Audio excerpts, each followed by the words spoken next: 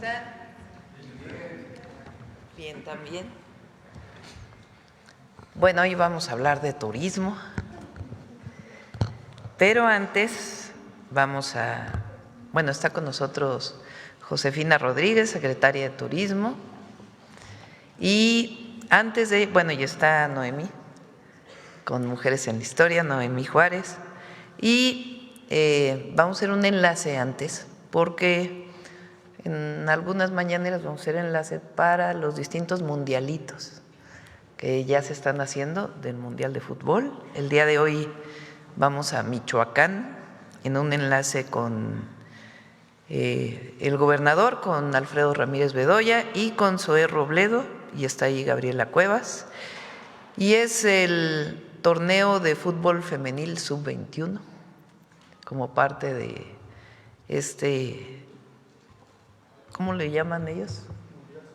Mundial Social, pero con el IMSS, el de las mujeres. Futsal, exactamente. Bueno, vamos si quieren primero al enlace y luego vamos con Josefina con buenas noticias. Muy buenos días, presidenta. Muchas gracias por recibirnos. Estamos aquí con el gobernador y con Gaby Cuevas y con mucha gente de Morelia y de todo Michoacán que nos hemos reunido este 26 de febrero para que empiece a rodar el balón del Mundial Social en el IMSS.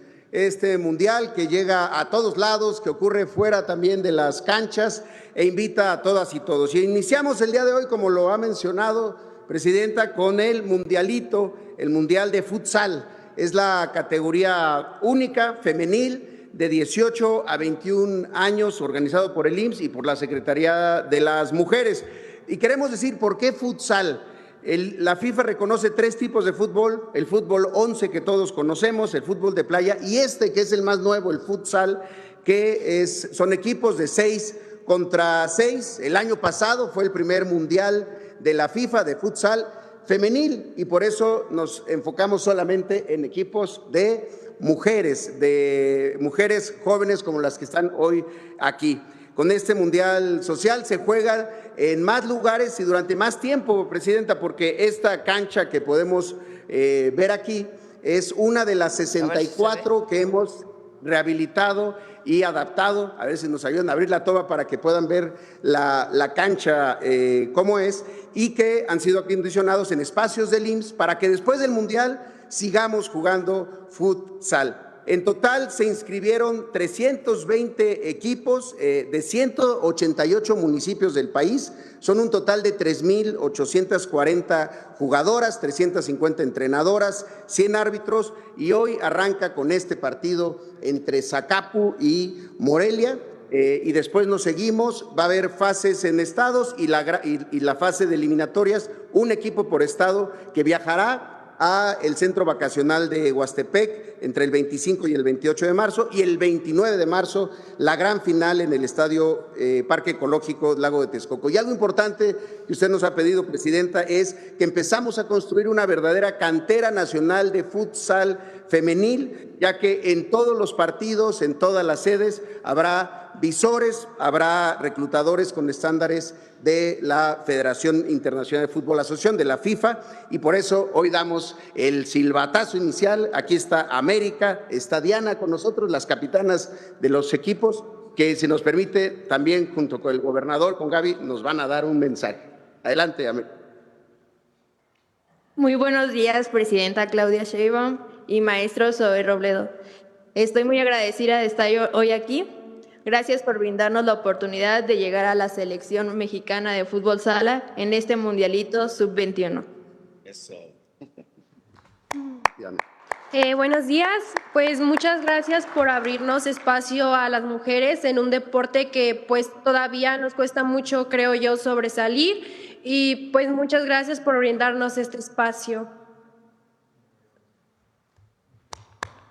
Muy buenos días, presidenta. Hoy le reportamos cumpliendo muchas de sus instrucciones. Primero, convertimos el Mundial en una celebración de 32 estados que hoy empezamos acá en Michoacán. En segundo lugar… Es que me impresiona. Como puede ver, Presidenta, estamos muy contentos con estos mensajes, con abrir y dar ahora sí que la patada inicial al Mundial Social de mano del IMSS, de mano del gobernador de Michoacán. Pero además, Presidenta, como puede ver, hoy también presumimos canchas. Presumimos un mundialito de futsal para mujeres jóvenes de 18 a 21 años y presumimos, como usted bien nos instruyó, también una canterita, un importante semillero para que muy pronto parte de su legado sea que nuestras mujeres de 18 a 21 años representen a nuestro país en los mundiales de futsal. Gracias, Presidenta. Saludos desde Michoacán con mucho ánimo. Gracias a SOE, al IMSS por el Mundial Social y sobre todo porque este fútbol de sala va a impulsar muchísimo a las mujeres de 18 a 21 años y yo estoy seguro que próximo estaremos en un mundial de fútbol de sala con todas las mujeres que están aquí y que van a iniciar este torneo, este mundial social. Muchísimas gracias, Presidenta Claudia Sheinbaum. Estamos con todo aquí en Michoacán y todo nuestro respaldo para nuestra presidenta. Muchas gracias. Presidenta, y si nos permite, América y Diana, las dos capitanas del equipo, que van a dar la patada inicial y vamos a dar el silbatazo inicial de este Mundial Social de Futsal del IMSS y la Secretaría de las Mujeres. A la cuenta de 3, 1, 2. Muchas gracias y muy buenos días. Gracias a todas, felicidades. Bueno, este es el inicio del Mundial Social en nuestro país. Bueno, adelante, Josefina. Con su permiso, Presidenta, muy buenos días a todas y a todos. Quiero compartirles cómo se está comportando el turismo en el mundo. Es muy importante entender lo que está viviendo México hoy en este gran sector. Siguiente, por favor. El turismo mundial creció un 4%, es decir, 1.520 millones de turistas internacionales viajaron por todo el mundo. En Europa creció un 4%, recibieron 793 millones. En África creció un 8%, recibieron 81 millones. Oriente Medio creció un 3%, 100 millones. Asia y el Pacífico, 6%, alcanzando 331 millones. El continente americano, 1%, llegando a 218 millones. Y vean el dato de abajo. México creció 6% más que el 2024, con 47.8 millones. ¿Qué quiere decir? Que México refleja el crecimiento por arriba del continente americano y también arriba del promedio de lo que creció el turismo en el mundo. Siguiente, por favor. Esta gráfica nos puede mostrar el comportamiento de Canadá y Estados Unidos y también antes de pandemia. Recuerden que nosotros ponemos 2019 siempre como referencia en el sector porque fueron números antes de pandemia que todo era normalidad. Vemos que Canadá alcanzó los mismos números que en el 2024 sin alcanzar todavía la llegada de turistas del 2019. Estados Unidos tampoco lo ha alcanzado, pero también disminuyó en el 2025. Y México nos damos cuenta que no solo se recuperó con los números de pandemia, sino también ya tuvimos un incremento en la llegada de turistas. En la gráfica de junto podemos ver en porcentaje cómo los demás muestran un menor crecimiento y México con un 6.1 con mayor crecimiento. Es decir, ya logramos estar no solo en el equilibrio de antes de pandemia, sino ya rebasamos en un 6%. Siguiente, por favor. Estos son nuestros mercados emisores que cerramos en el 2025. Estados Unidos tenemos la misma cantidad de turistas que el año 2024. Se mantuvo igual el mercado, tampoco aumentó ni disminuyó. Canadá tuvo un 11% más de crecimiento. China, 8% más. Corea, 6.8% más. Reino Unido, 4.8%, Argentina nos visitaron 10.8% más, España creció 4.2%, Italia 13.7%, versus al 2024. Siguiente, por favor. Estos son los indicadores con que cerramos el 2025. La verdad, el sector turístico agradece muchísimo hoy a nuestra presidenta, porque la doctora es una gran promotora y embajadora turística junto con todo el gabinete federal. Y vean lo que se alcanzó. Es un trabajo en equipo de 32 entidades federativas y un grupo Mundo Maya que le está apostando a nuestro país. Los visitantes alcanzamos 98.2 millones, que refleja un 13.6% más. La llegada de turistas, como les comenté, 47.8 millones, es decir, 6% más. Para nosotros alcanzar el objetivo de ser el quinto país más visitado del mundo en el 2030, tenemos que tener alrededor de 3 millones adicionales cada año. Este año se logró la meta. La derrama económica alcanzó más de 34.990 millones de dólares, también teniendo un incremento del 6.2%. Siguiente, por favor. Estos ya son los cierres del año del 2025. En la llegada de cruceristas tuvimos un año histórico también, 12.6% más, es decir, llegaron 11.4 millones de pasajeros cruceristas a nuestros puertos. Pero también vean la gráfica de junto. Cómo hoy dejaron una mayor derrama económica, creció un 13.9%, es decir, un 14%, dejando más de 966 millones de dólares en nuestras diferentes ciudades. Siguiente, por favor. En los pasajeros en vuelos nacionales crecimos 3.3%, es decir, 64 millones de personas viajamos alrededor de nuestros aeropuertos. También en los pasajeros de vuelos internacionales alcanzamos 58.91 millones, que reflejan 1.5% más que el año 2024. Siguiente, por favor. La visitante a museos incrementó de manera muy considerable. Aquí hay muchas estrategias de la Secretaría de Cultura que hoy hacen un referente sin duda turístico, 16.8% más que el 2024. Conocieron nuestros museos más de 11 millones de personas, igual que nuestras zonas arqueológicas, 9.90 millones acudieron a cada una de ellas. Siguiente, por favor. El Tren Maya, siempre pongo el crecimiento en turismo internacional. Tuvimos un incremento del 141%, es decir, viajaron 97,000 turistas extranjeros por el Tren Maya.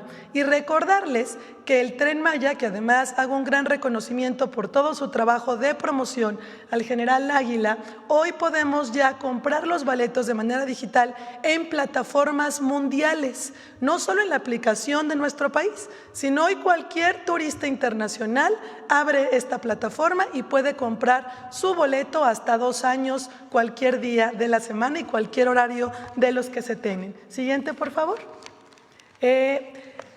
Viajaron por los más de 78, bueno, tenemos 78 aeropuertos, viajaron 191.2 millones de personas, lo cual tiene un incremento de pasajeros nuestros aeropuertos de 2.6%. Siguiente, por favor. Siempre les he comentado que los indicadores más importantes en el turismo son los visitantes que no pernoctan, los turistas que pernoctan y el turismo nacional, porque los mexicanos viajamos por nuestro país y somos los que llenamos restaurantes, hoteles y experiencias turísticas. Hoy viajamos en este 2025 109.3 millones de mexicanos, es decir, 1.2 millones más que el 2024. Siguiente, por favor. Bueno, la ocupación hotelera se mantuvo de la misma manera promedio, que es más de 58% a nivel nacional. Siguiente, por favor. Quiero comentarles que durante estos meses sacaremos más rutas, pero es importante decirles que estas rutas las anunciamos en este enero y febrero y empezarán a operar en este semestre. Tan solo en este bimestre anunciamos 32 nuevas rutas nacionales. Siguiente, por favor. Y también muy importante, 22 nuevas rutas internacionales. 3 de ellas las dimos a conocer en Fitur, que es Ciudad de México, Barcelona, Monterrey, París, Monterrey, Madrid, y esto hace que exista mayor conectividad. Hoy México está conectado con todo el mundo y seguiremos incrementando estas rutas mes con mes. Siguiente, por favor. Quiero decirles que el dinamismo del turismo no para en nuestro país. Hoy, es la ocupación hotelera que tenemos de la semana del 20 de febrero en adelante.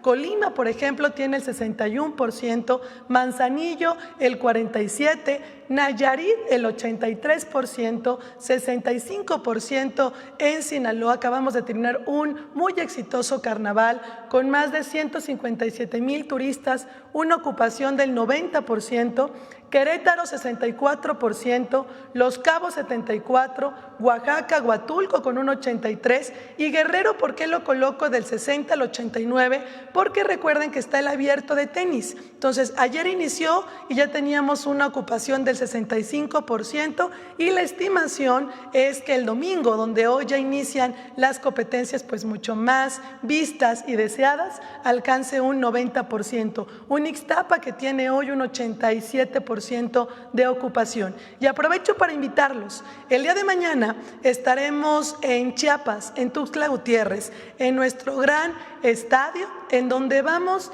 a buscar romper el récord Guinness con más de 4,000 personas formando la playera más grande del mundo. Es parte de lo que nuestra presidenta nos ha pedido en el Mundial Social. Iniciamos con este récord Guinness. Hay mucha motivación de jóvenes en donde se están inscribiendo, así que mañana seguramente les tendremos más buenas noticias. Siguiente, por favor.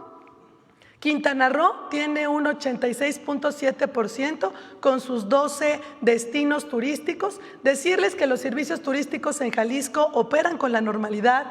El 100% del aeropuerto de Guadalajara, como el de Puerto Vallarta, está operando con normalidad. No ha existido ninguna cancelación de ruta en ninguno de los 70 aeropuertos que tenemos en nuestro país. Y el código de que está junto le llamamos imperdibles del mes. Es donde invitamos a las mexicanas y a los mexicanos a que visiten y turisteen por nuestro país. Es muy importante decirles que hay una gran cartelera con más de 200 eventos gastronómicos, culturales y conciertos. Siguiente, por favor. Y uno de ellos es la Quinchecua, que los quiero invitar. Ahí nosotros estaremos. Yo sé que muchos no han escuchado de esta gran expresión cultural. Se hace en Sinsunzan, en la zona arqueológica de las Yacatas, y es muy importante porque es su 5ª edición. Hay más de 20,000 visitantes, ya no hay boletos. Es algo que lo espera no solo la población, sino muchos visitantes, porque se hace del 13 al 15 de marzo. El día 12 solamente se cierra este gran escenario para las comunidades. Más de 27 grupos que representan las 7 regiones bailan en esta gran expresión. Hay cultura, hay gastronomía, hay un pabellón artesanal. Recordemos que Michoacán tiene más de 16 ramas artesanales. Es impresionante la riqueza y esta expresión no se la pueden perder. Es totalmente familiar, además en un escenario en zona arqueológica. Es eso la grandeza de nuestro país. Así que los invitamos del 13 al 15 de marzo. Aquí está la página de visitmichoacán.com donde pueden reservar su boleto. Hay más de 2,000 boletos gratuitos y también hay boletos en venta y van a apreciar diferentes experiencias que sin duda es el orgullo de nuestro país y de nuestra cultura. Siguiente, por favor. Siguiente. Estaremos en estas 23 ferias promocionando. Ayer inauguramos la Danato, que ahorita les voy a comentar. Y después nos viene Brasil, que es muy importante. Lo comentó ayer nuestra presidenta, el visado electrónico ha sido de una gran aceptación. Es un mercado muy importante para el sureste mexicano. Hoy con este visado no solo recorrerán los 12 destinos de Quintana Roo, sino toda la ruta del mundo maya, nuestros 5 estados junto con el tren, junto con los hoteles nuevos, y va a ser una gran oportunidad. Como ven, después sigue el tianguis turístico, el gran escenario escenario va a ser internacional. Vamos a tener a muchos compradores, no solo de Estados Unidos, de Canadá, sino traeremos también de China y del mercado asiático, y será el 27 de abril. Y de ahí tenemos todas unas caravanas, le llamamos turísticas, Estados Unidos, Canadá, en las principales ciudades, donde vamos acompañados de los estados y de los destinos turísticos. Y hoy nos ha pedido la presidenta algo y los estamos haciendo en cada uno de estos escenarios internacionales, no solo promover dentro del centro de convenciones donde se hacen las alianzas turísticas, sino como lo vieron en Fitur, hoy salimos, hoy nuestros danzantes, hoy nuestras artesanas, hoy los cocineros, hoy tienen un lugar para sus expresiones y para la venta. Le llamamos Ventanas a México, y cada uno de estos escenarios internacionales tendrá lugar con esta promoción cultural de nuestro país. Siguiente, por favor. Un ejemplo de los resultados que tuvimos en Fitur, ustedes saben que fue la feria que rompió récord, fuimos país invitado, se recibieron más de 255,000 visitantes, pero más que eso, ¿qué nos dejó Fitur? Un orgullo completamente mexicano, más de 100 actividades por los 32 estados, que agradezco desde aquí a sus gobernadoras y gobernadores, porque llegaron todos, estaban las plazas llenas de mariachis, de danzantes, de activaciones del mundial, expresando, porque recuerden que la cultura y los recursos naturales de nuestro país son motivos de viaje. Eso hace que seamos una potencia turística. Y una tercera cosa que nadie lo tiene en ningún lugar del mundo: los mejores anfitriones del mundo somos los mexicanos. Y también allá anunciamos rutas, trajimos nueva inversión de nuevos 30 hoteles en diferentes destinos con más de 550 millones de dólares, y lanzamos diferentes marcas de los destinos turísticos. Siguiente, por favor. Ayer les comentaba que inauguramos la Feria de Anato. Ayer estaba con ellos acompañando a los 13 estados que nos acompañaron. ¿Qué es la importancia de Anato? Bueno, pues es la feria turística más importante ahora de Latinoamérica. Se reúnen más de 46 países, hay más de 50,000 visitantes durante estos 3 días. Es muy corta, pero es muy consistente. Realmente es fortalecer nuestro mercado latinoamericano, que para nosotros es muy importante. Y bueno, pues ayer anunciamos 2 nuevas rutas. Colombia está muy conectado con México, es nuestro 4º mercado emisor. Además que tenemos muchas cosas en común en tema de tradición, en tema de música, en tema de gastronomía que buscan en nuestro país. Pero ahora lanzamos 2 nuevas rutas que llegarán a la AIFA a partir ya también del mes de mayo y junio. AIFA Cartagena y AIFA Medellín. Ayer se anunciaron por Viva Aerobús, y es parte de las estrategias que estamos haciendo en cada una de las ferias que vamos. Siguiente, por favor. Y quiero comentarles y dejarles con este video, porque México es grandioso por todo lo que tenemos. Tenemos 32 mundos diferentes, 32 estados que están llenos de artesanía, de turismo comunitario, que invitamos siempre a que ustedes tengan estas experiencias, que es el contexto de nuestras tradiciones. Así que, compañeros, agradezco que turisteen por nuestro país, que vayan a los lugares donde no han visitado, a nuestros pueblos mágicos, y este video refleja el orgullo de lo que somos, un mosaico de colores, lleno de grandeza histórica y cultural. Así que los dejo con esta. Muy bien, presidenta.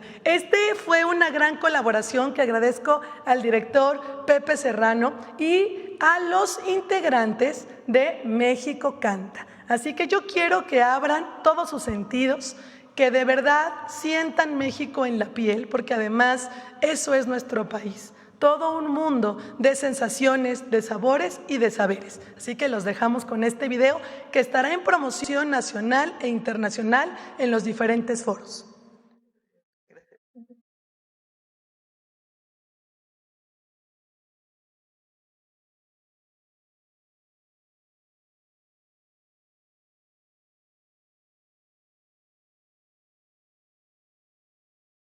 ¿Qué es lo mexicano? La tierra que ves al llegar, el mar, el desierto, la montaña, o algo que no sabes explicar.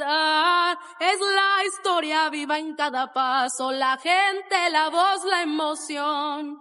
Es la herencia que llevamos dentro y compartimos con el mundo hoy.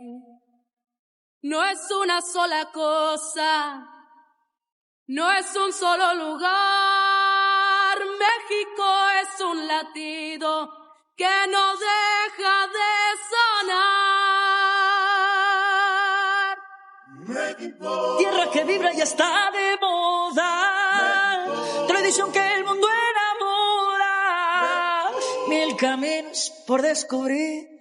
Cada rincón es una emoción, cada paso es vivir. Es la guelaguetza de Oaxaca. Ay, ay, ay. Es la fuerza eterna de Chihuahua. La barranca del cobre que resiste. Ay, ay, ay. Y el vino que nace en Baja California. El cerro de la Silla en Nuevo León.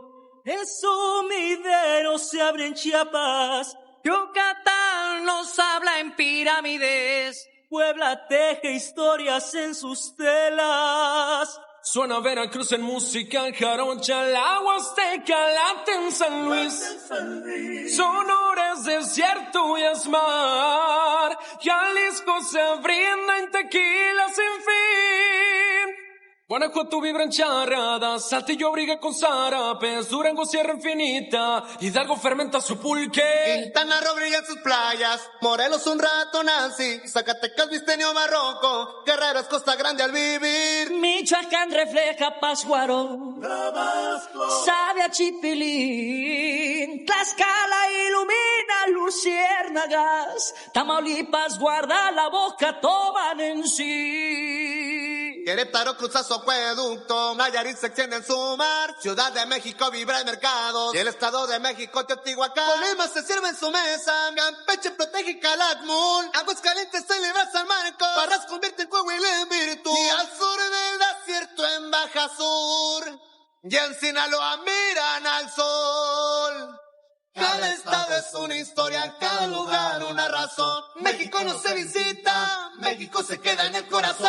México. Tierra que vibra y está de moda.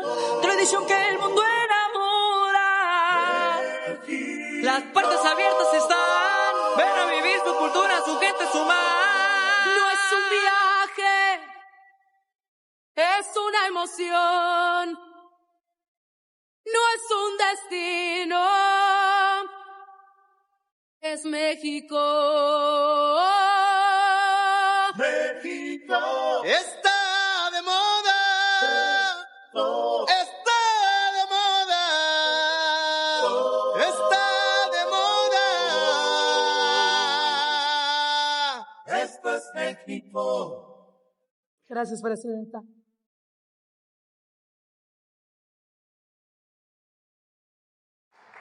Listo, pues esta es la información del turismo.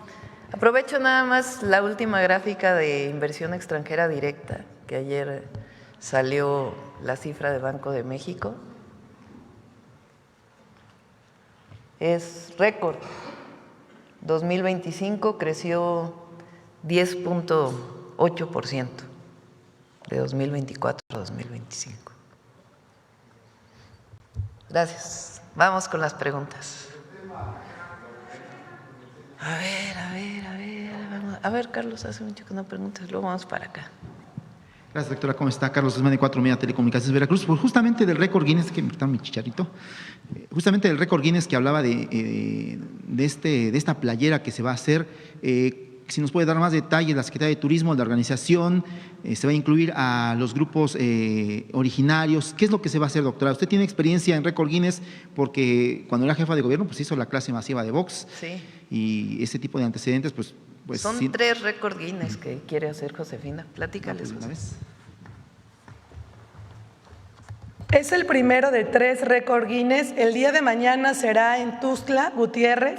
Se hizo la convocatoria junto con el Estado, con el Instituto de la Juventud, con el Instituto del Deporte y queremos reunir Para tener el récord son 5,000 personas. Queremos hacer la playera más grande de México y será por la mañana.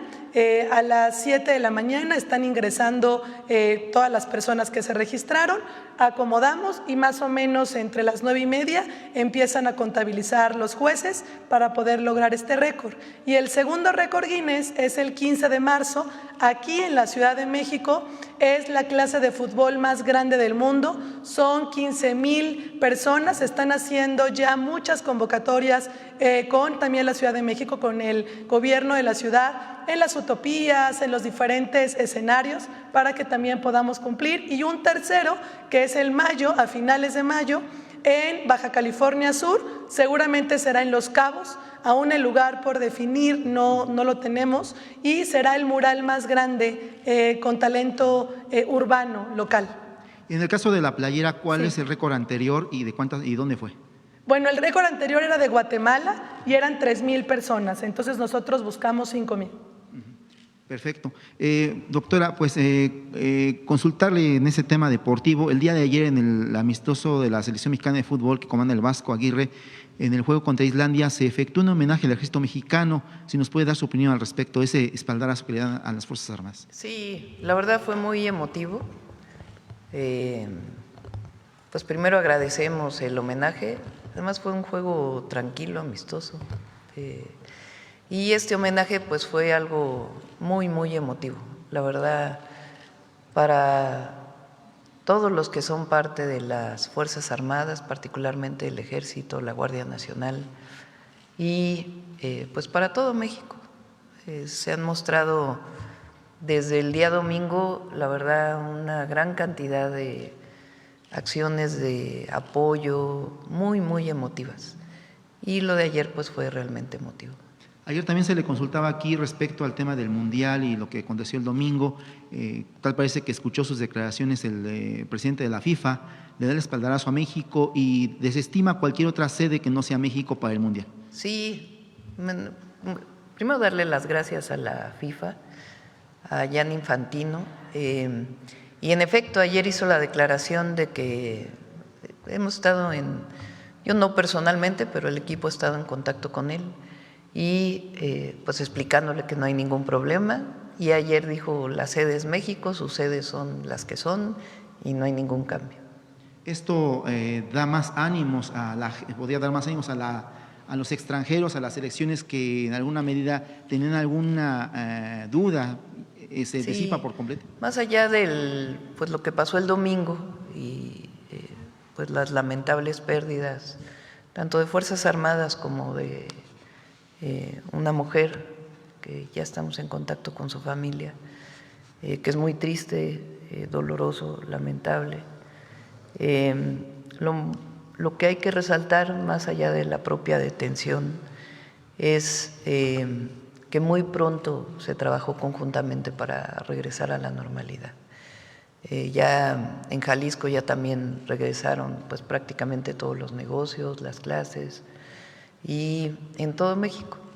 Y la verdad pues hubo mucha noticia falsa. Ayer lo mostramos en el detector de mentiras y ayer incluso salieron varios artículos. Salió uno en el New York Times de la cantidad de noticias falsas internacionales sobre lo que pasó el domingo en México. Muchísimas imágenes de inteligencia artificial que no tenían nada que ver con lo que estaba ocurriendo.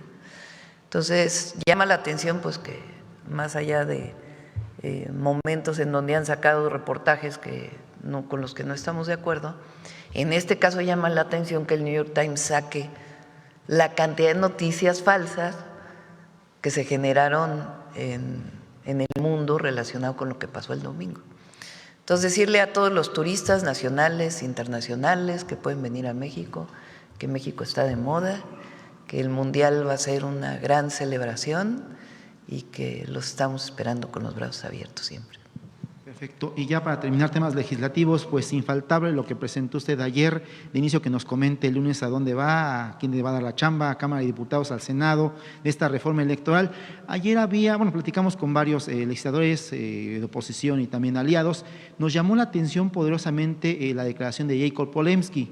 El día de ayer se manifestaba en contra de la desaparición de los pluris, también el Verde, el Partido Verde, obviamente el PT, Reginaldo Sandoval, pues siguen en desacuerdo. ¿Buscará en estos días que faltan para enviar la reforma oficialmente a alguna de las cámaras cerrar filas en los aliados, doctora? A ver, yo creo que vale la pena explicar nuevamente el tema de la representación proporcional. En el caso de la Cámara de Senadores, sí desaparece, estamos proponiendo que desaparezca la lista. ¿Cuál es la razón? El Senado, desde su origen, tiene una representación por entidad federativa.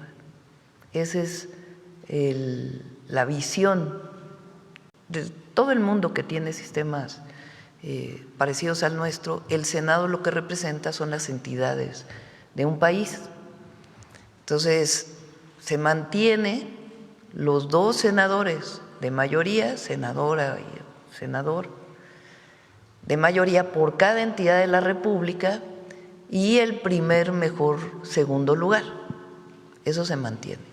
Pero la lista por partido, esa estamos proponiendo que ya no exista, para recuperar el sentido republicano del Senado de la República. Eso es lo primero. Ahora, en la Cámara de Diputados, ¿cómo se conforma hoy la Cámara de Diputados? Son 300 diputadas y diputados, representantes de 300 distritos electorales. Cada entidad de la República, de acuerdo a su población, tiene distintos distritos electorales federales. Por ejemplo, la Ciudad de México, por haber disminuido en una parte su población respecto al resto del país, pues tuvo una disminución en el número de distritos federales. Entonces, cada entidad de la República, a ver si puedes encontrar las entidades, cuántos distritos electorales tienen federales. Entonces, Estado de México pues tiene el mayor número de distritos electorales porque es la entidad de la República con mayor población. La Ciudad de México, Veracruz y así hasta Baja California Sur tiene solo 2 distritos federales, por ejemplo.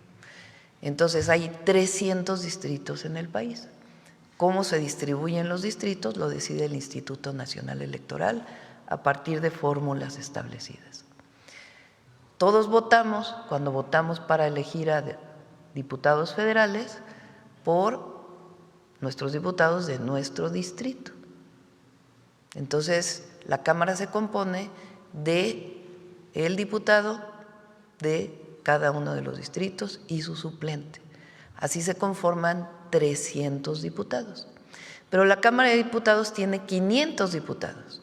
Entonces, ¿de dónde salen los 200? Bueno, los 200 salen del porcentaje que hayan tenido los partidos políticos en la votación para diputados.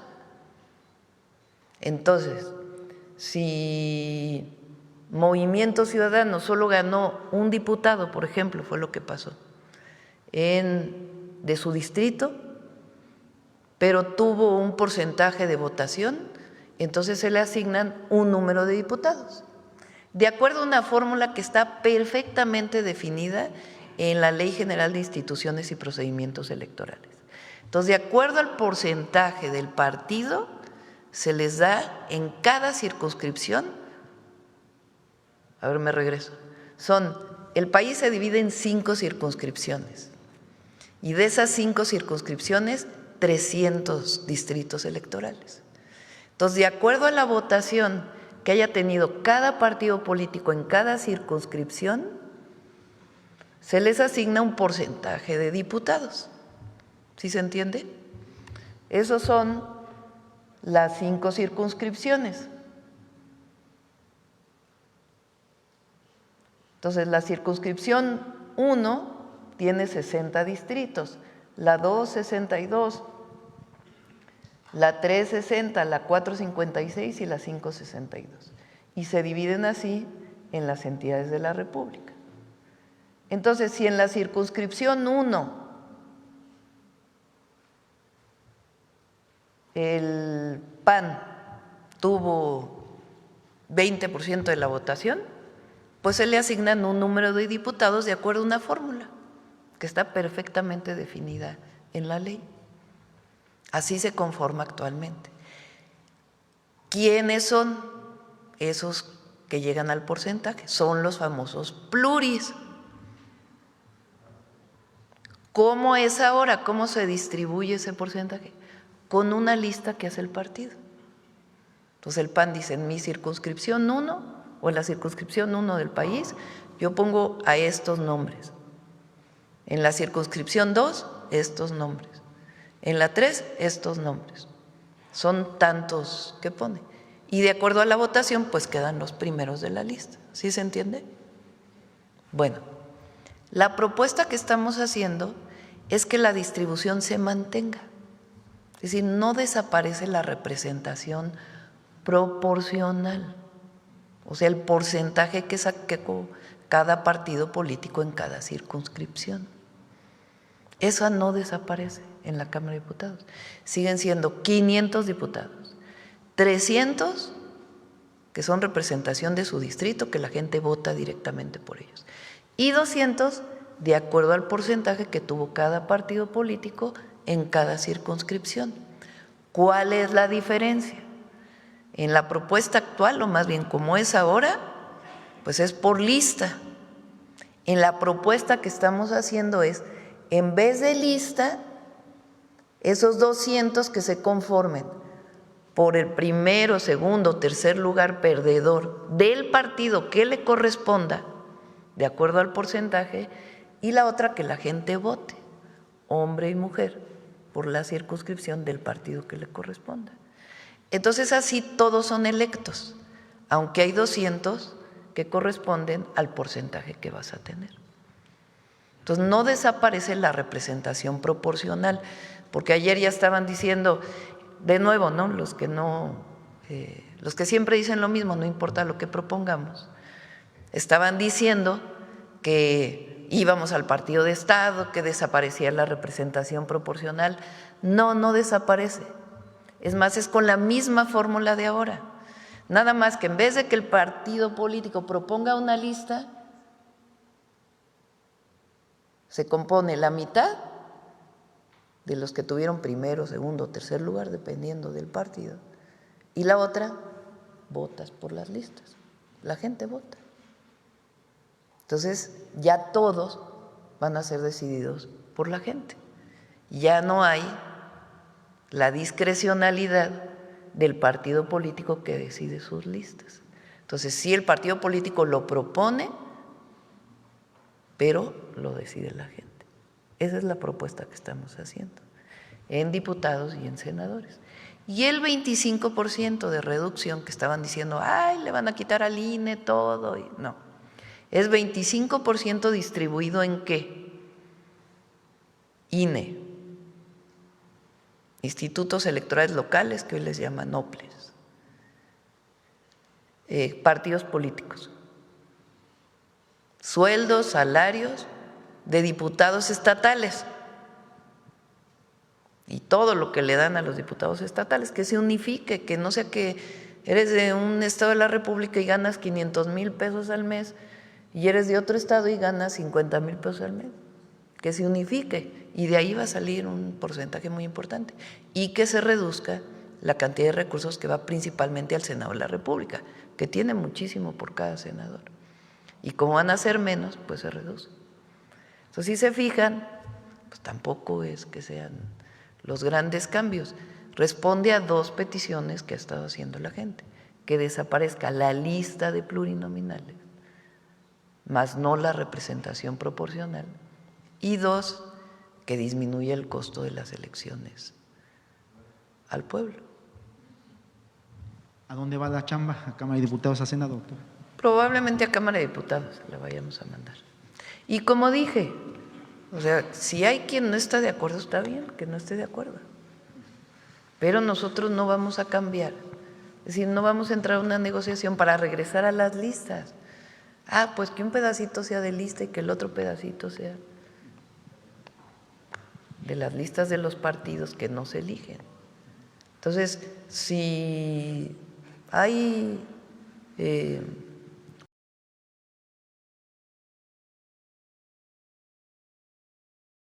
o sea, la presidenta está cumpliendo con un mandato que me comprometí durante mi campaña, que responde a esas dos solicitudes que estuvimos recibiendo de la gente y que fueron las principales de los foros que se hicieron. Y la otra es la representación de los migrantes, que se elija de manera directa. ¿No hay fractura por lo que dice el Verde ayer? ¿Perdón? ¿No hay fractura por lo que dice el Verde ayer? ¿Por lo que dicen los senadores del Verde? Pues ellos tienen derecho a no estar de acuerdo, pero también la gente va a saber pues quién defiende las famosas listas de pluris y quién no. Así de sencillo. Ya casi para terminar temas legislativos también, 40 horas pues ya se fue a congresos de estados, ya se está aprobando en los locales, tienen que ser la mitad más uno. ¿Cómo prevé la publicación? ¿Prevé invitar, no sé, a Pedro Aces de CATEM, que desde el 18 estuvo ahí con el presidente López Obrador insistiendo en las reformas laborales, a los patrones? ¿Cómo va a ser esta firma y esta promulgación, doctor? Pues ya vinieron aquí, ¿no? El día que se propuso las 40 horas, las representaciones sindicales y los empleadores, que insisto que fue una reforma de consenso, porque ayer estaba leyendo que ya no sé quién no estaba de acuerdo, que va a ser muy costoso, que es algo que es muy paulatino. Este año se mantiene como está, el siguiente año son 2 horas también que decían que no se estaba considerando 2 días de descanso. Sí pueden ser 2 días de descanso, pero pueden ser también otra distribución de las 40 horas y de las horas extras que también están reguladas, de acuerdo al trabajo de consenso que hizo Marat, que hizo un muy buen trabajo. El objetivo pues es que no tenga impactos económicos en el país, pero que tenga el beneficio para el trabajador y que se distribuya más la riqueza en nuestro país. Esta consulta que le hacíamos hace 3 semanas de la ley de salarios dignos para el sector público, ¿le ha comentado algo la gente de Consejería Jurídica? ¿Por qué no se le ha mandado al Senado de la República para que la publique? Estamos en eso, ya lo vamos a presentar. Es un tema de recursos, entonces tenemos que plantearlo también de manera paulatina, porque de un año a otro pues tiene un impacto en los recursos públicos. Entonces tenemos que hacerlo de manera paulatina y ya lo presentamos aquí. Sí, porque ayer Clemente Castañeda se quejaba de que no se ha publicado, pero bueno. Sí, también, bueno, ¿para qué criticamos, no? Fue una reforma unánime. Sí, unanimidad. Unánime, por unanimidad se aprobó y fue parte pues de un trabajo de consenso que se estuvo haciendo. Y ya para terminar, ese tema de la inversión, no sé si nos puede dar más datos, ¿de dónde salen esos porcentajes? ¿De qué sector salió lo que es el...? Sí, invitamos si quieren a Marcelo para que pueda platicar de esto. Ahí tenemos varios pendientes, a ver si hoy antes de cerrar nos dices los pendientes para que no se nos pase. Gracias, doctora, buen día. Gracias.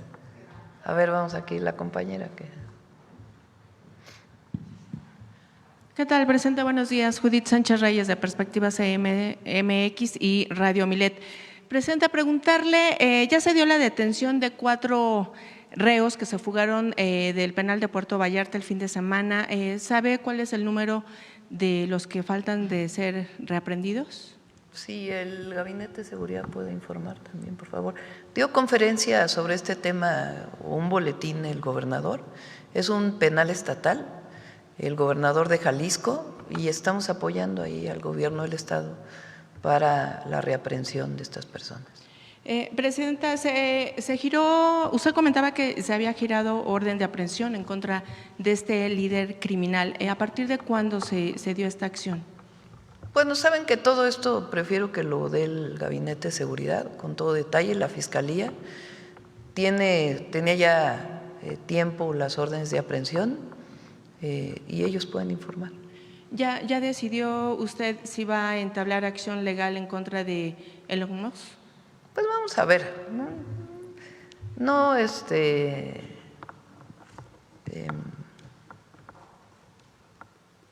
no creo que valga la pena entablar un debate. Entonces lo descarta. No sé, todavía estamos valorando. Están valorando los abogados. Pero digamos que como político es muy buen empresario. Y bueno, obviamente en este tema, presidente, ayer usted comentó, bueno, que se estaban dando las indemnizaciones o al menos algunas de las tiendas, sobre todo de conveniencia de esta cadena, pues tienen seguro. Sin embargo, hubo algunos ciudadanos que tienen negocios o que tenían negocios, autos. Ayer la Asociación de Seguros aclaró que sí aplica obviamente el seguro por daño o robos materiales, pero no pudiera darse una indemnización general en casos como disturbios o violencia social. En este sentido, preguntarles cómo serían apoyados a través del gobierno en cualquiera de sus 3 niveles. Pues vamos a ver con el gobierno del Estado cómo nos ponemos de acuerdo para apoyar. Y bueno, sería muy bueno que la Asociación de Seguros pues hiciera todo lo necesario para poder apoyar a la gente, ¿no? Bueno, lo que pasa es que ellos refieren que en las cláusulas hay obviamente que cuando está daños ya sea de negocios o de automóviles, si son por disturbios ellos no Pues sí, pero siempre no pueden cubren. apoyar, siempre pueden apoyar. ¿Usted hace un llamado a que haya un mayor Ya nos disposición? pondremos de acuerdo para no entrar en debate con ellos. Yo creo que todo el mundo quiere apoyar en este momento a quienes tuvieron alguna afectación, es importante. Entonces vamos a ponernos de acuerdo para no generar un debate con las aseguradoras o vamos a ver cómo generamos los apoyos. ¿Se ha hecho una cuantificación, digamos, de daños materiales que se registraron justamente por estos disturbios en distintas entidades del país, Presidenta? Pues hay que ver con Secretaría de Seguridad y estamos en contacto con el gobierno del Estado y con gusto damos después la información. Bueno, en este caso de los diversos estados, ¿no? Sí, en donde pero principalmente fue en Jalisco. En Jalisco. Sí. Bien, en otro tema, pero finalmente un tema de seguridad, ¿cómo responde usted, Presidenta, a las críticas sobre la falta de seguridad en el puerto de Acapulco, después de que el secretario de Seguridad de ese municipio admitiera que nunca se puede garantizar la seguridad, que lo que se garantizan son las acciones que propicia un ambiente de paz y tranquilidad? Esto de acuerdo a lo que sucedió la semana pasada, igual en un ataque directo contra un transporte público, en donde falleció una estudiante. Incluso él dice que quien diga que se garantiza la seguridad, eso es erróneo. También causó mucho revuelo, Presidenta, el hecho de que él calificara como daño colateral tanto la muerte de esta estudiante como del chofer y bueno, el que otra alumna resultara lesionada. ¿Cuál es su opinión con respecto a este tipo de declaraciones? Bueno, pues son desafortunadas, vamos a decirlo así. Pero en Acapulco hay mucho trabajo. Desde que entramos al gobierno, bueno, desde el Otis, el presidente López Obrador aumentó el número de Guardia Nacional en Acapulco. Y desde que ocurrió el John hicimos todo de nuevo, todos los apoyos a la población, no solo en Acapulco, sino en todo el estado. Y el trabajo que se está haciendo conjuntamente con Secretaría de Turismo, Fonatur Infraestructura, el trabajo que estamos haciendo para agua potable, en fin, una intervención muy importante en Acapulco. Se ha recuperado de manera pues impresionante el turismo. Ya lo decía hoy José, el abierto de tenis pues tiene una ocupación muy importante y seguimos trabajando y ha disminuido el número de homicidios en Acapulco y vamos a seguir trabajando para garantizar la paz y la seguridad.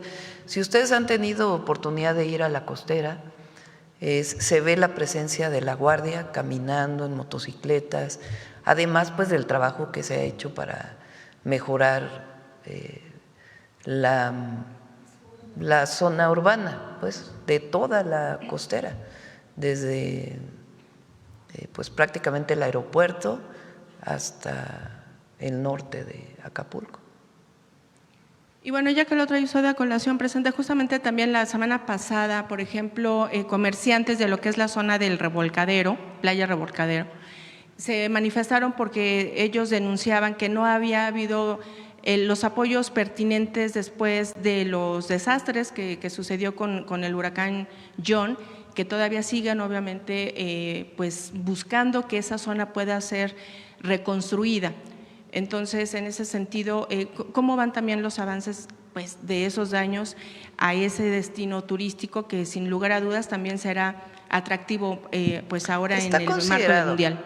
Ahora, lo que deben saber es que los apoyos fueron individuales y a veces se manifiestan organizaciones, como era antes, que se daba el apoyo a una organización y ellos la distribuían a la gente. Ahora no, ahora los apoyos son de manera directa.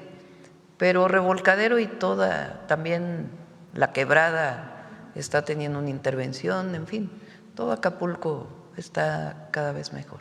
Bueno, presente y una situación como la que ocurrió, pues evidentemente hay que atenderla. Y bueno, regresando a este asunto de pues las declaraciones, el diputado del PT, José Luis Sánchez González, también comentó en este marco de los hechos que se dieron el fin de semana, que si hay necesidad de pagar con la vida de algunos mexicanos para alcanzar la paz, que así sea.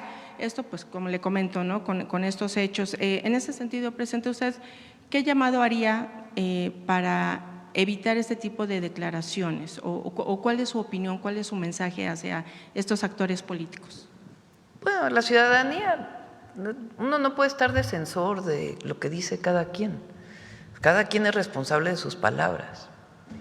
Y la gente juzga. No puedo yo saber qué va a decir un diputado, una diputada, un secretario de seguridad, la gente juzga. Obviamente, pues una situación como la que vivimos el domingo, pues nadie hubiera querido que hubiera vidas en juego, nadie. Entonces, no es algo que uno busque. Lamentablemente se dan estos hechos y lo que hay que hacer es apoyar a las familias. Y lo que hacemos es buscar, pues, que no haya… Nosotros lo que queremos es proteger la vida de las personas. Ese es nuestro objetivo, proteger la vida, la estabilidad y la seguridad de las personas. Situaciones como esta, pues, lamentablemente generaron lo que vimos el domingo, y lo que hay que hacer es apoyar a las familias, tanto de los elementos de la defensa nacional como a personas que lamentablemente hayan perdido la vida. Pero no es esta idea de que no importa, siempre hay daños colaterales, eso es lo que decía Calderón, no. Nuestro objetivo es proteger la vida. Y bueno, finalmente presenta empresarios que brindan servicios de seguridad al gobierno federal denuncian pues una serie de actos de colisión y tráfico de influencias en el otorgamiento de licitaciones públicas, principalmente en algunas dependencias como salud, educación, el Instituto Nacional de Migración. ¿Quién denunció eso? Hay un grupo de empresarios que ya incluso esta denuncia la hicieron en diversas dependencias. Y que vayan a la Secretaría Anticorrupción y Buen Gobierno y ahí que se les atienda. Presenta nada más que aquí lo que ellos ya hicieron público también es que se les está pidiendo dos tipos de certificaciones que solamente se les otorga o se les solicita a empresas internacionales. Es que hay licitaciones internacionales y entonces muchos, incluso por los tratados comerciales que tenemos, muchas de las licitaciones son internacionales. Y cuando hay licitaciones internacionales, pues tienen ciertos requisitos. Lo que hemos estado buscando ahora es que empresas más pequeñas pues también participen en distintas licitaciones, no solo las empresas grandes, y poder facilitar. Entonces, pues hay reglas que son de la ley de adquisiciones y hay que cumplir esas reglas de la ley de adquisiciones o la ley de obra pública.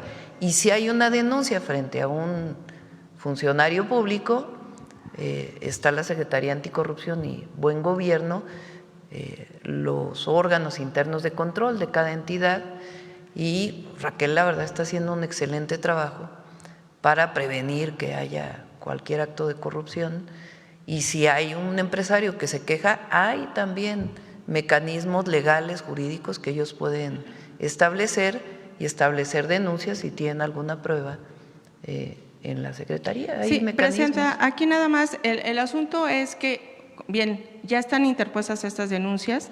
Lo que pasa es que ellos indican que se creó un filtro con una sola empresa, la International Quality Register, que es la única que está, digamos, avalada para emitir estas dos certificaciones que le comento, pero solamente se lo ha dado a un pequeño grupo de empresas que no ha permitido realmente que haya una competencia leal con las demás que se dedican a brindar este tipo de seguridad. Que presenten su denuncia con Raquel.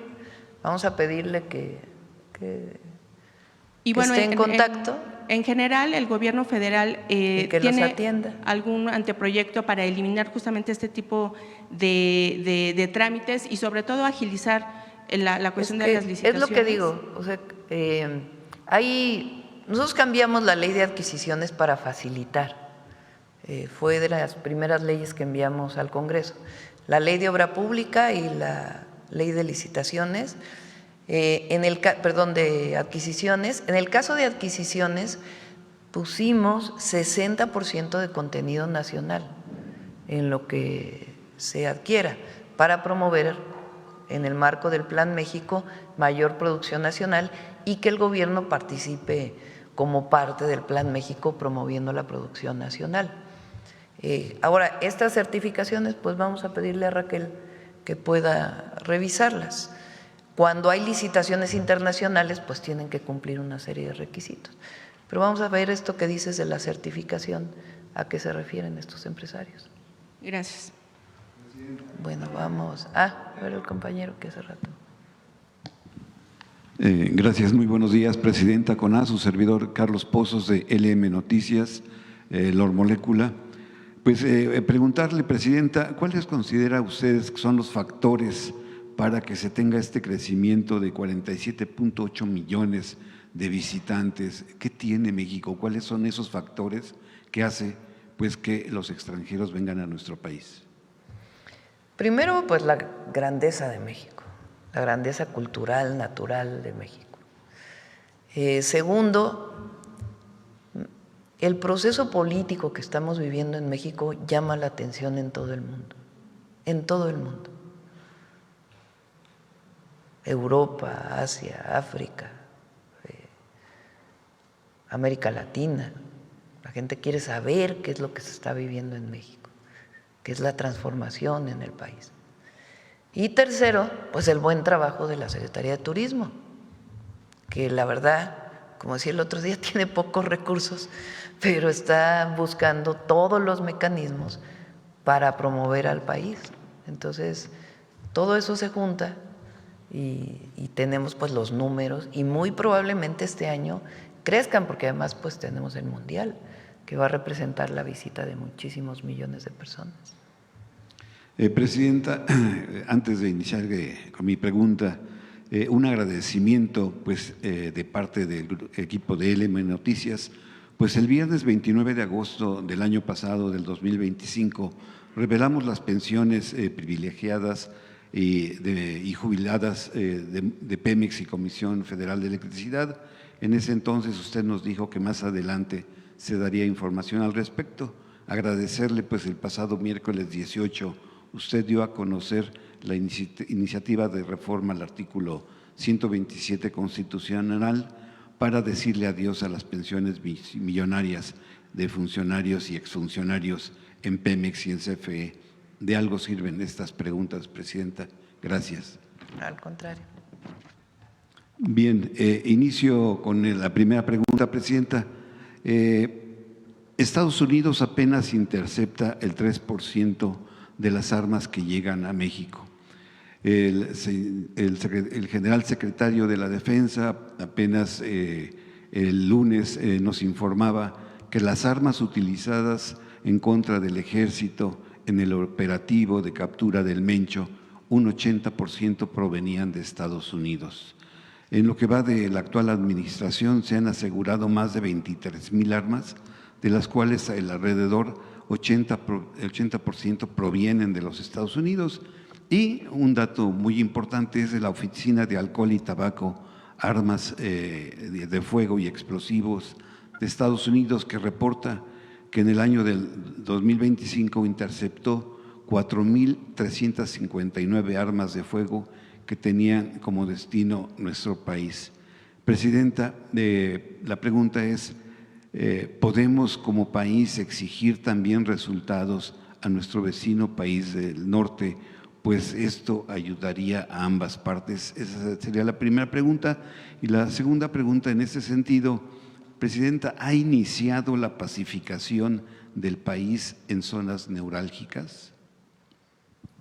En el primer punto es algo que hemos estado pidiendo a Estados Unidos. Bueno, desde el gobierno del presidente López Obrador. Y fíjense la diferencia, porque en el periodo de Calderón, ¿cómo se llamó aquel operativo? Rápido y Furioso. Que nunca hubo responsables, por cierto, ni de Estados Unidos ni de aquí. O sea, ingresaron armas de Estados Unidos a México, supuestamente con unos chips para ver a dónde se iban a ir. Imagínense nada más. O sea, ¿y qué fue lo que hicieron? Las recibieron los grupos delincuenciales, le quitaron el chip y las usaron.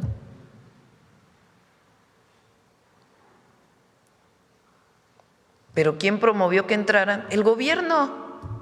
Pues imagínense. El gobierno del presidente López Obrador, al contrario, puso 2 denuncias en Estados Unidos por la entrada de armas a México, a las armadoras y a las vendedoras.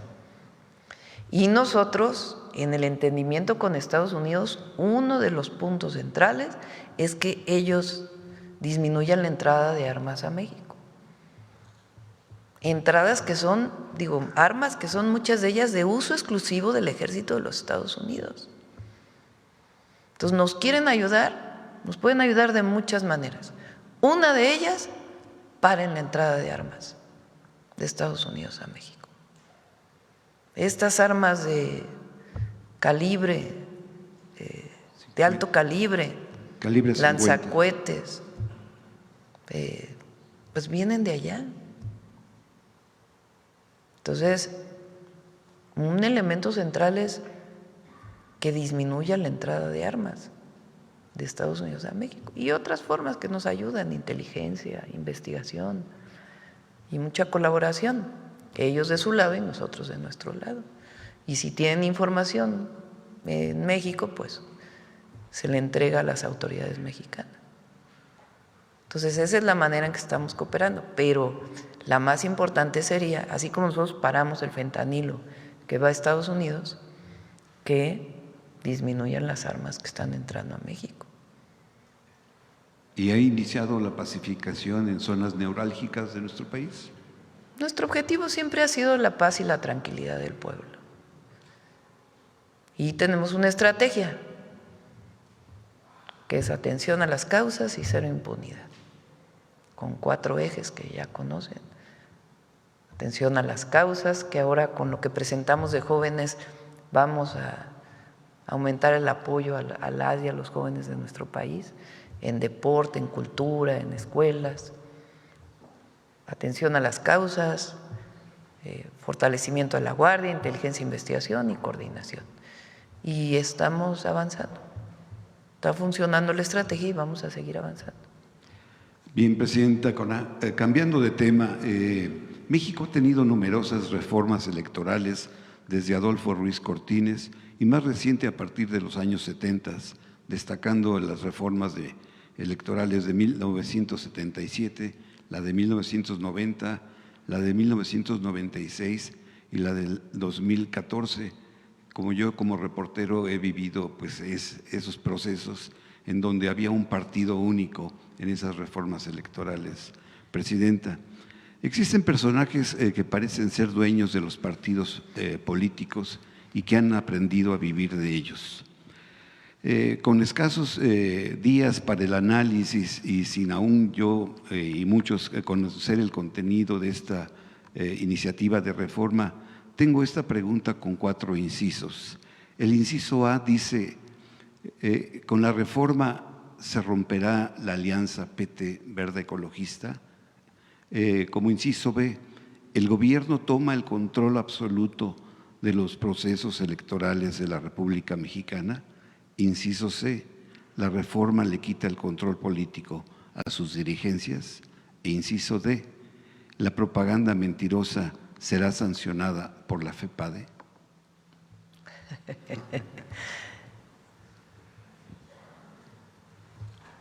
Voy a repetir lo que dije.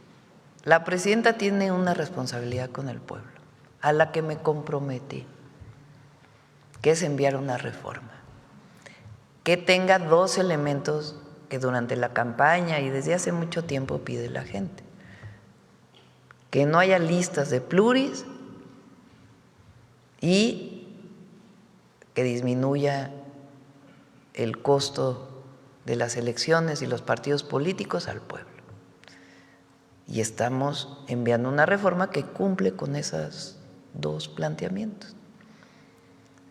Repito, se reconoce la diversidad política del país.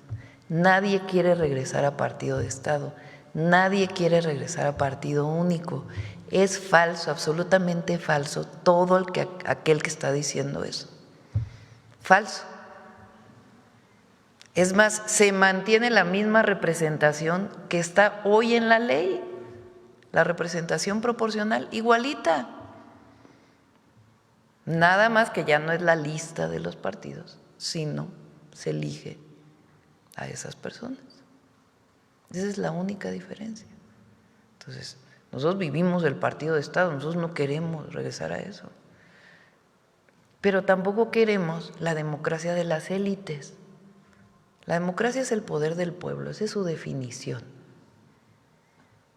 Lincoln decía, la democracia es el poder del pueblo, por el pueblo y para el pueblo. Entonces, la Cámara de Diputados, ¿qué son los partidos políticos? Un instrumento de representación del pueblo. No es un fin en sí mismo un partido político. Ni Morena es un fin en sí mismo.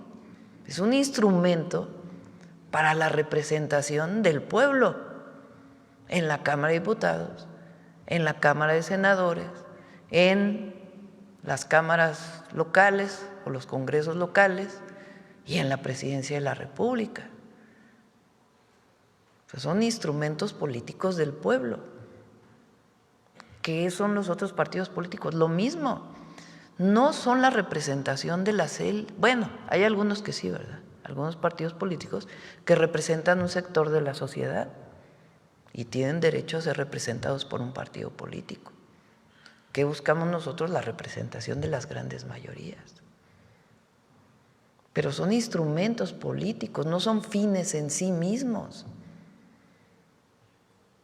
Entonces, las cúpulas de los partidos políticos que se han mantenido y se quieren seguir manteniendo, pues lo único que decimos es, si quieres ser diputado, pues busca el voto popular para que realmente sea representación del pueblo, o de la gente, o de un sector de la sociedad. Entonces, esa es la gran diferencia. Ahora, si no se aprueba la reforma porque hay partidos que quieren seguir manteniendo a un partido político como fin en sí mismo y no como un instrumento de representación de un sector de la sociedad, pues la gente lo va a ver, ¿no? Y no es más que, o sea, nada más estoy diciendo la realidad. Ya que si la alianza electoral para el 27 y demás, pues eso lo decide Morena. No lo tengo que definir yo, a diferencia del pasado donde el presidente decidía todo, que a veces los que critican, que dicen que somos autoritarios, luego nos critican porque la presidenta no decide todo. O sea, pura contradicción, mucha hipocresía. Entonces ya depende de Morena si va a ir con el Verde o con el PT, o si el Verde quiere ir con Morena o el PT quiere, depende de ellos. Lo que yo estoy haciendo es una reforma responsable que mantiene la representación proporcional, pero con una dinámica distinta. Entonces, ¿no considera que es una reforma que nació muerta? No, porque, o sea, ¿qué va a decir la gente? Pues la presidenta cumplió. La presidenta cumplió. Si no lo aprueban algunos partidos, pues es porque quieren seguir manteniendo sus listas. Es eso.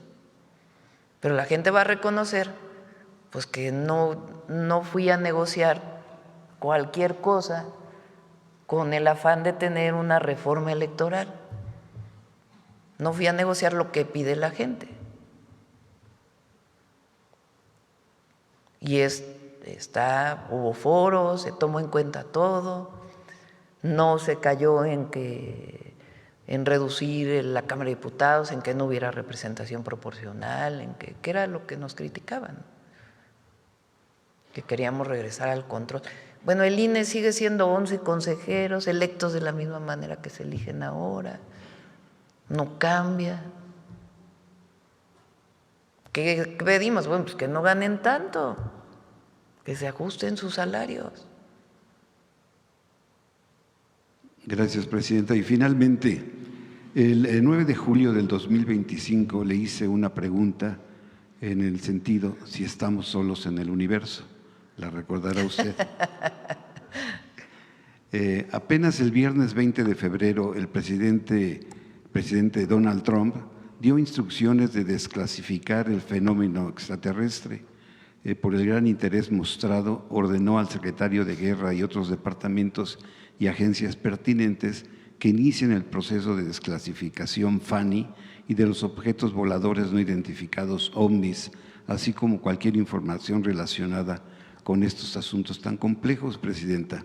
La pregunta es, presidenta Sheinbaum, ¿usted ordenaría a la Secretaría de la Defensa y Marina desclasificar todos los archivos que existan en oficinas? No creo que tengan archivos no creo que estén investigando vida extraterrestre, la Defensa Nacional. Pero bueno, vamos a ver qué sale de Estados Unidos, ¿no? Muchas gracias, eso es todo. Gracias. Aquí pasamos de ¿cómo fue aquella vez? De la perestroika a los ovnis. Sí. Bueno, vamos por acá. A ver, la compañera allá atrás. Acá atrás, acá atrás. Muchas gracias, presidenta. Yaret Arcinega, de Revista Fortuna. Presidenta, sobre el tema, preguntarle a la secretaria, durante la reunión de la FITUR en Madrid, se anunció que la cadena estadounidense Wyndham construiría 25 nuevos hoteles en nuestro país. Preguntarle, ¿se ha avanzado en esta inversión? Sí, justo es la inversión que anuncié en la diapositiva. Sí. Van muy bien, no hay un obstáculo para la inversión. Yo creo que a finales de este año inician a operar, incluso algunos, y lo más importante es que le siguen apostando a nuestro país en diferentes destinos. Ellos estaban en el Caribe, pero ya no van a estar solo en el Caribe, sino también en el centro y en el norte del país, pero es justo la inversión que acabas de mencionar. Muchas gracias. Sí. Y si pudiera compartirnos, después de los eventos del pasado fin de semana, pues cómo se está regularizando las reservaciones para destinos turísticos y cómo aumentará pues la actividad turística en un año pues que registra una presencia histórica de visitantes ante la celebración de la Copa Mundial. Se está recuperando. Lo más importante es la difusión que tenemos que hacer nosotros, nacional e internacional, de que aun cuando el domingo vivimos una situación excepcional, o de excepción, vamos a decir, o excepcional, se está regularizando todo, entonces que es seguro que viajen a nuestro país, que pueden venir sin problema. Ya Estados Unidos también, que en algún momento presentó una alerta, ya también la levantó, Canadá entiendo que también, entonces pueden venir sin problema a nuestro país, al contrario, que vengan a gozar de las bellezas de México. Muchas gracias, Presidenta. Por otra parte, organismos sobre esto que mencionaba y que se anunció ayer de la reforma electoral, organismos empresariales como la Coparmex han considerado inoportuna la reforma electoral porque podría afectar el clima de inversión. Paradójicamente, pues hoy o ayer se confirma la inversión extranjera directa histórica. ¿Puede usarse el término inoportuno cuando el avance de la tecnología pues no se detiene y cuando se necesitan recursos para proyectos prioritarios, Presidenta?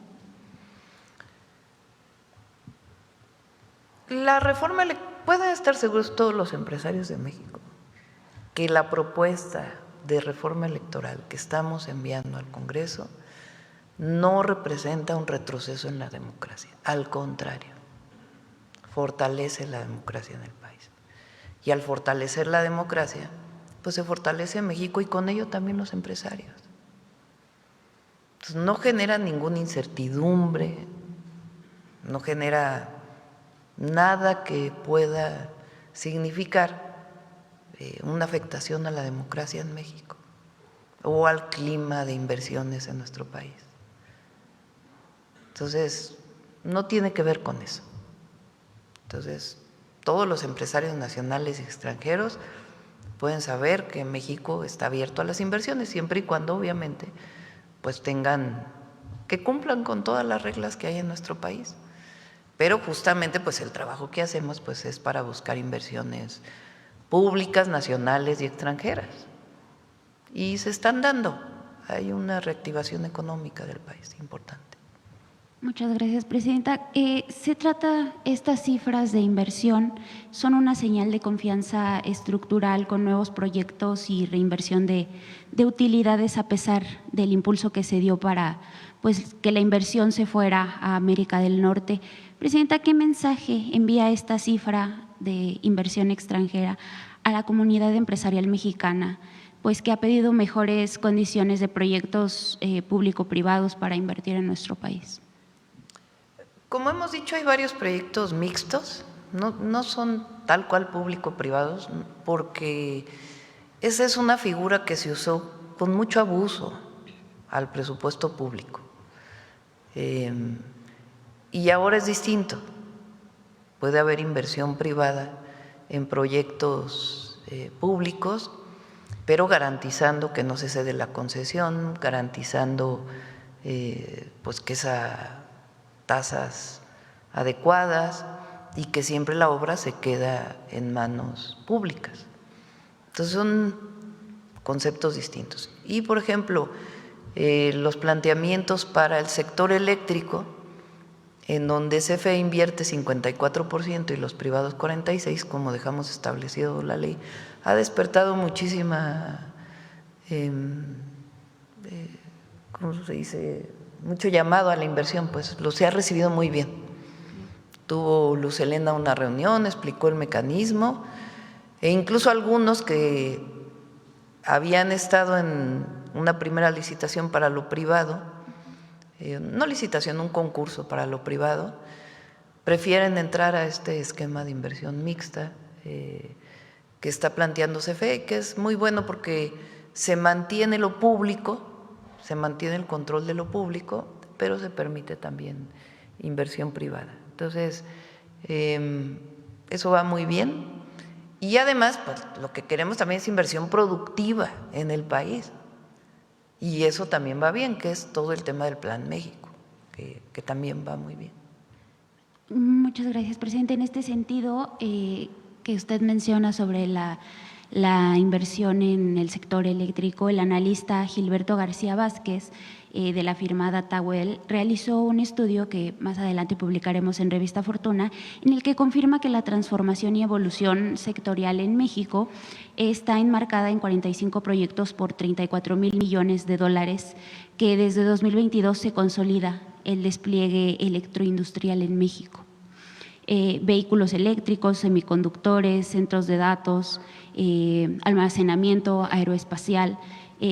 Querétaro se convirtió en el hub de centros de datos en Latinoamérica.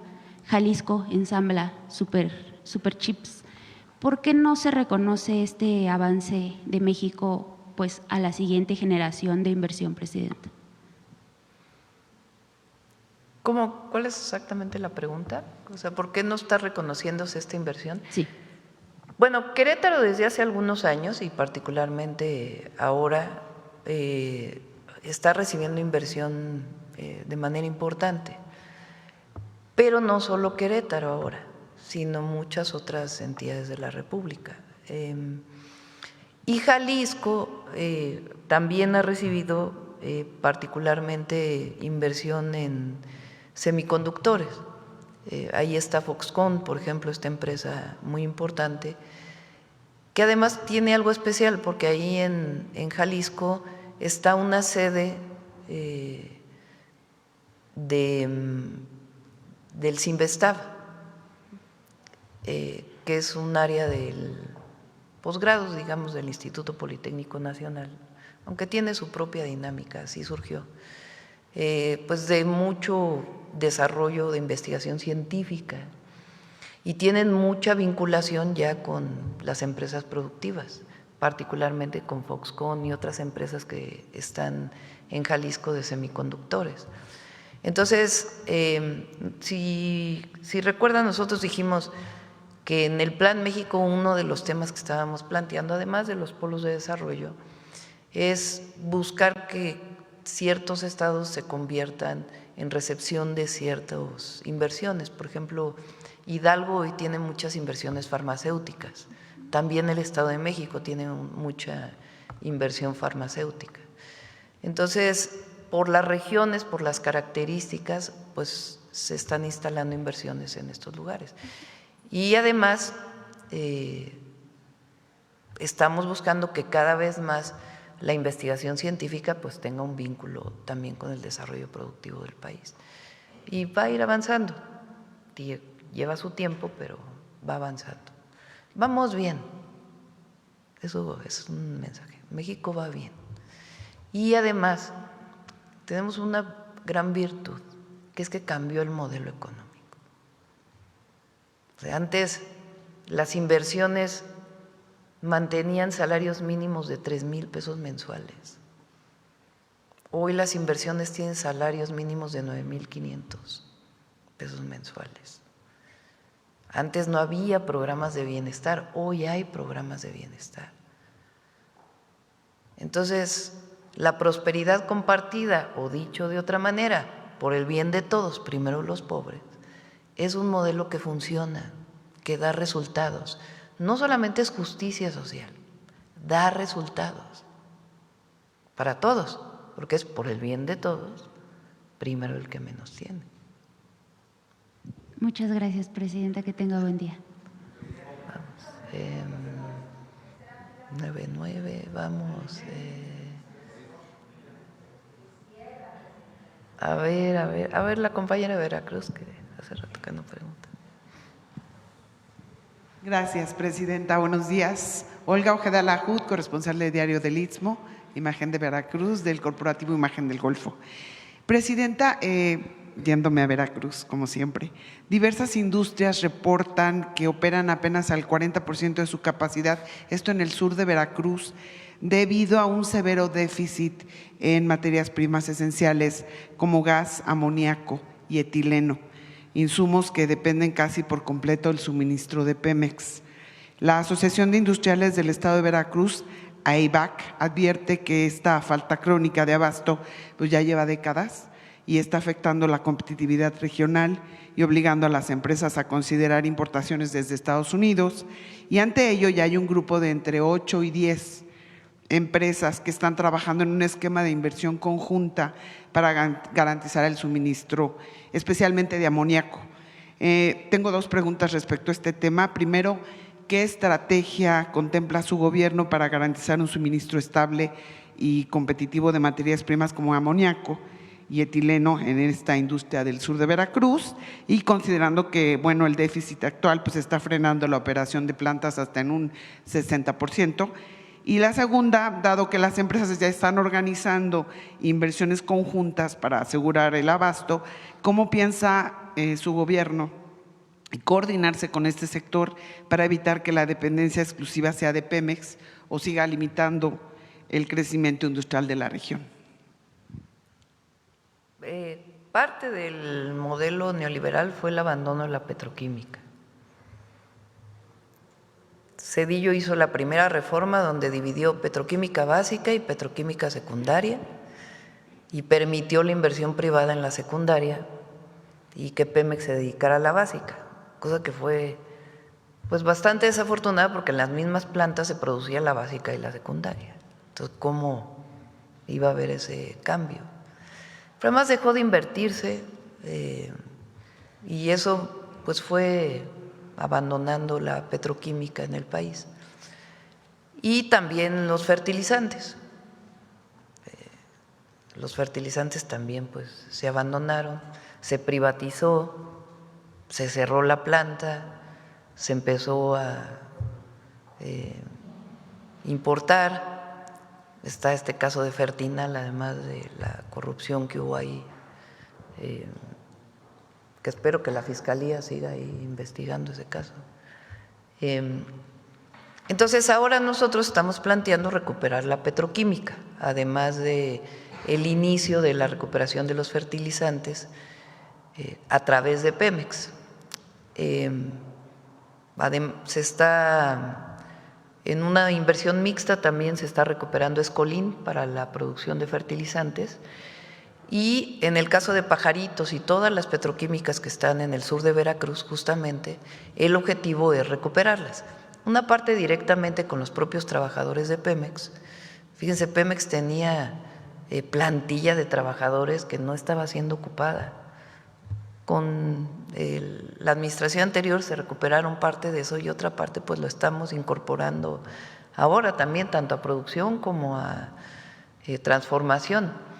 Entonces hay un programa de recuperación de la petroquímica, una parte con Pemex y otra parte también buscando alguna coinversión, de tal manera que el Estado mexicano, que el pueblo de México siga recibiendo los beneficios de la petroquímica y también pueda haber algo de inversión externa. Gracias, presidenta. Por otro lado,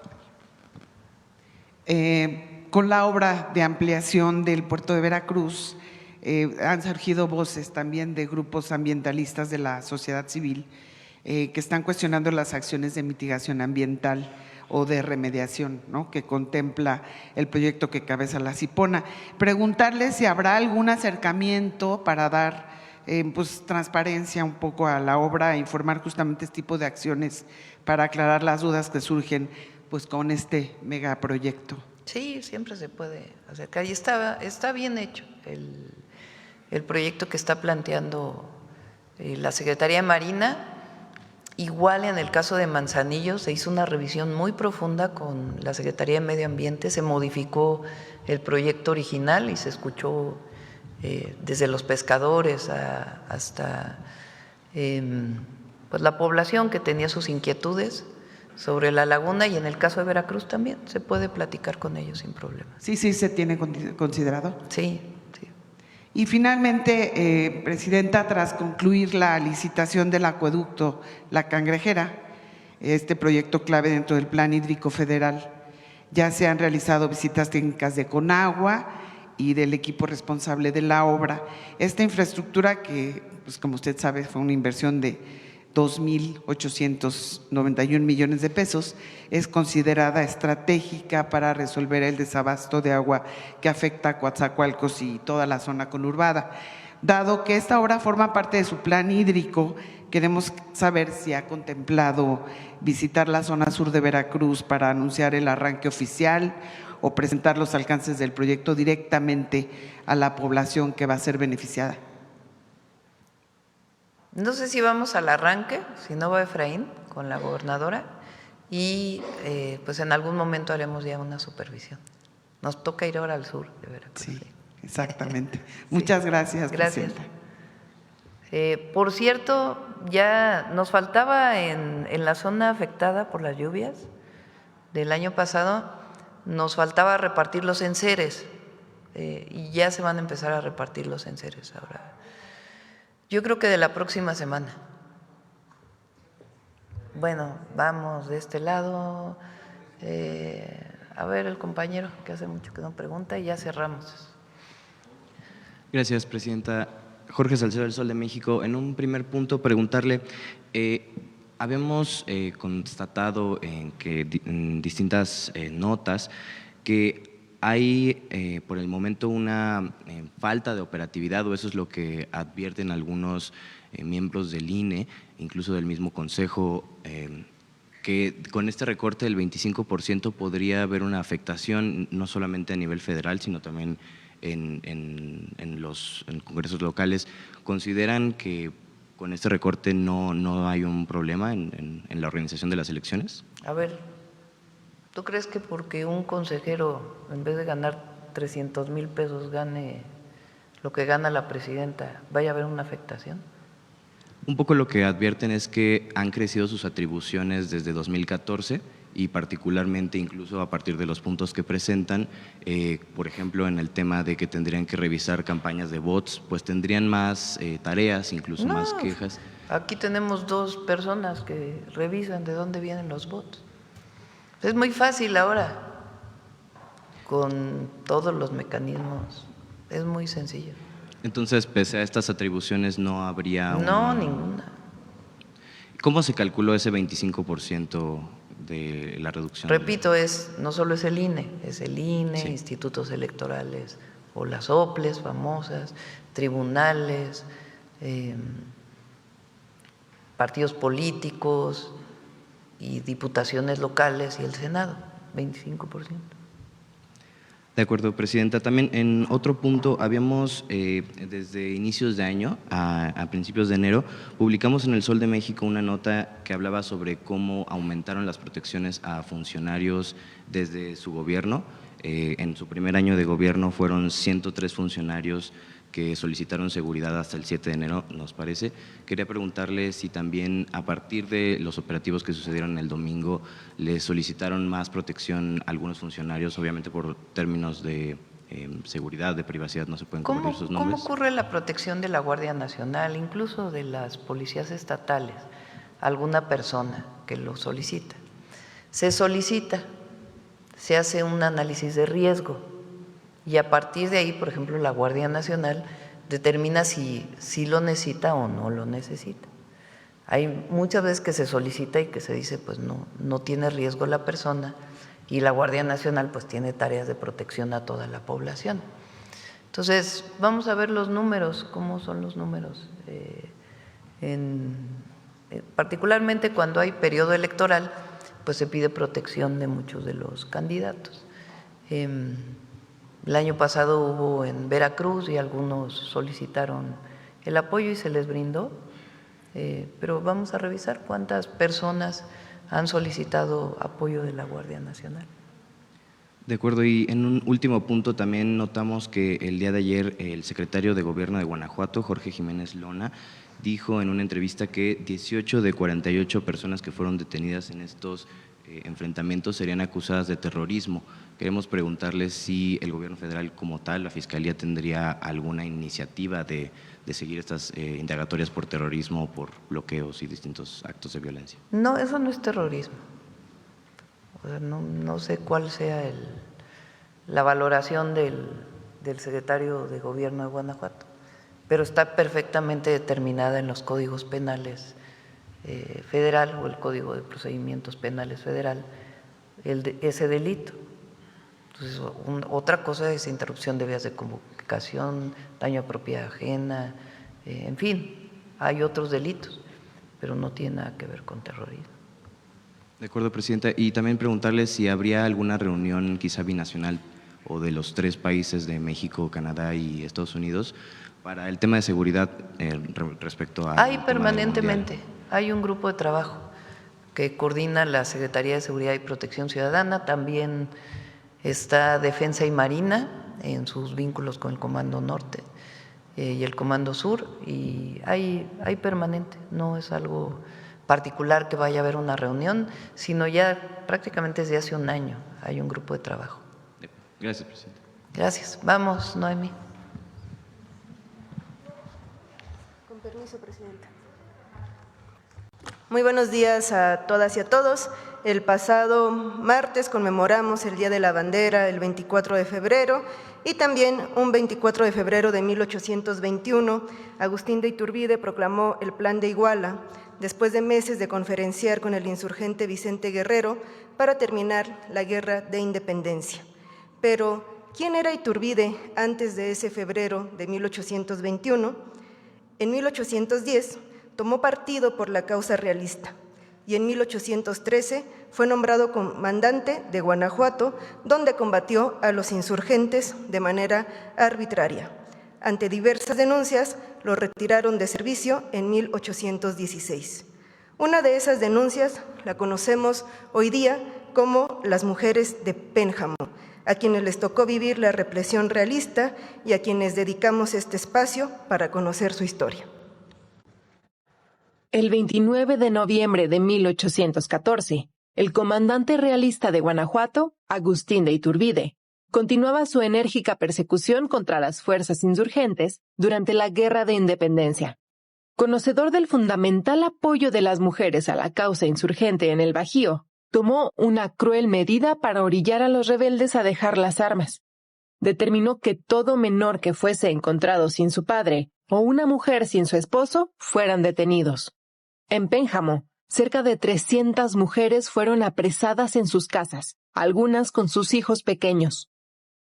Obligadas a caminar bajo la amenaza de los azotes, las mujeres de Pénjamo fueron trasladadas bajo el sol ardiente, con sus hijos en brazos, a Guanajuato e Irapuato, en donde permanecieron en casas de recogidas, que funcionaban como cárceles.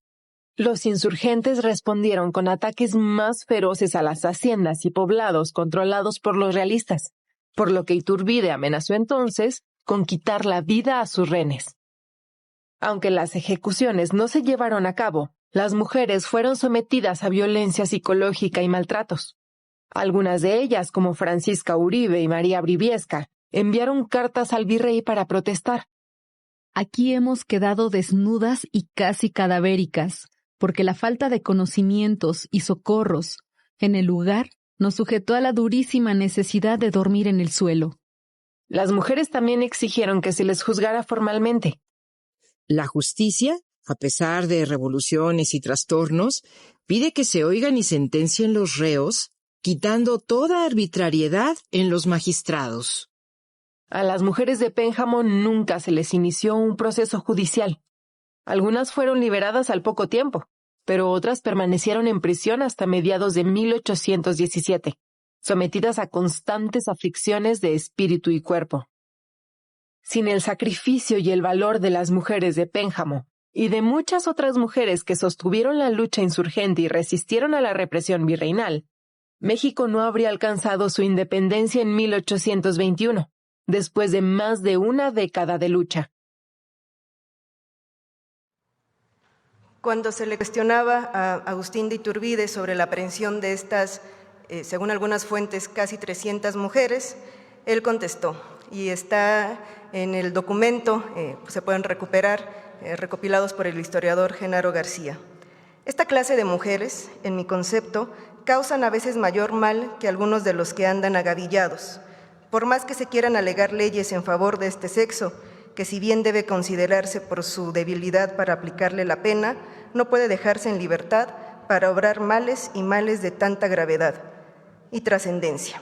Considérese el poder del sexo bello sobre el corazón del hombre para conocer el bien o el mal que pueden producir. En 1820, Iturbide fue reincorporado. En los meses siguientes se convirtió en una de las figuras centrales del proceso de consumación. Un año después, fue elevado al trono del Imperio mexicano por sus partidarios.